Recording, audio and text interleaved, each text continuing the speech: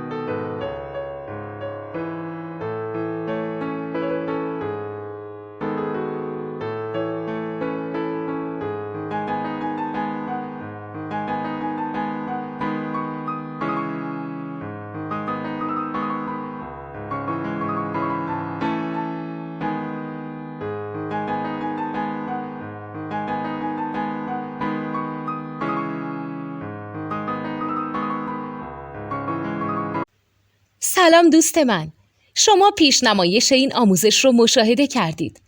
برای دیدن آموزش به صورت کامل میتونید به وبسایت نوت2 که مرجع آموزش موسیقی هست مراجعه کنید.